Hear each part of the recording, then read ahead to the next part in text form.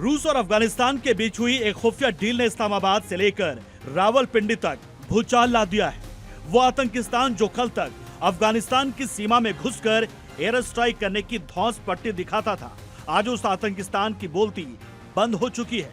पाकिस्तानी सेना प्रमुख आसिम मुनीर की घिग्गी बंद गई है और शहबाज शरीफ सरकार को साफ सूंघ गया है। वजह है मॉस्को में हुआ वो समझौता जिसने तालिबान के हाथों में वो ताकत दे दी है जिससे पाकिस्तानी फौज थर थर कांप रही है।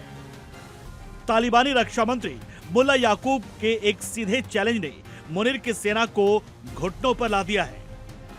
आखिर ऐसा क्या हुआ कि पाकिस्तान की हवा टाइट हो गई? दरअसल पिछले हफ्ते 27 मई को मॉस्को में रूसी सरकार और तालिबान प्रशासन के बीच एक बेहद अहम सैन्य तकनीकी सहयोग समझौते पर दस्तखत हुए, जिसके तहत अफगानिस्तान को रूस एडवांस एयर डिफेंस सिस्टम देगा। रूसी कमांडो तालिबान सेना को स्पेशल ट्रेनिंग देंगे।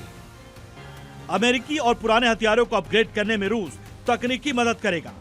सैन्य मैन्युफैक्चरिंग और तकनीक का लेन देन भी होगा। यही नहीं, इस डील के तहत रूस अफगानिस्तान में मौजूद सोवियत काल के घातक हथियारों, टैंकों और डिफेंस सिस्टम की मरम्मत यानी ओवरहॉलिंग करेगा।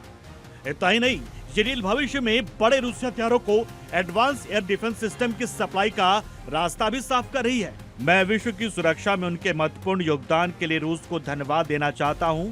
अफगानिस्तान के प्रतिनिधियों ने भी इसमें अपना योगदान दिया है। रूस पहला देश है जिसने अफगानिस्तान को आधिकारिक मान्यता दी है।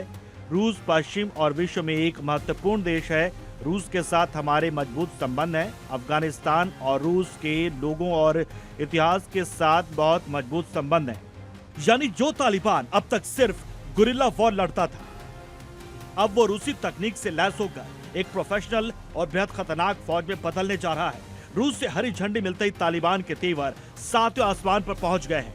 तालिबान के रक्षा मंत्री मुल्ला मोहम्मद याकूब मुजाहिद ने सीधे पाकिस्तान को ललकारते हुए कहा है कि कुछ महीने पहले पाकिस्तान ने अफगानिस्तान के अलग अलग हिस्सों पर बमबारी करने की हिमाकत की थी, लेकिन हम वो इंतजाम कर रहे हैं कि आने वाले भविष्य में पाकिस्तान फिर कभी ऐसी जरूरत न कर सके। याकूब का ये बयान सीधे तौर पर आसिम मुनीर के मुंह पर करारा तमाचा है।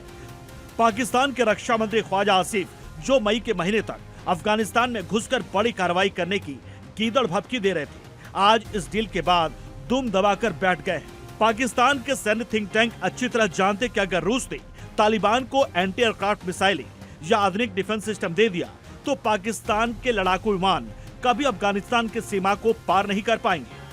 अपनी खींच मिटाने के लिए जनरल आसिम मुनीर लगातार रोना रो रहे हैं कि टीटीपी यानी तहरीके तालिबान पाकिस्तान के लड़ाके अफगान सरजमी का इस्तेमाल कर रहे हैं, लेकिन तालिबान ने दो टूक कह दिया है कि अपने देश का कचरा खुद साफ करो, हमें बीच में मत घसीटो।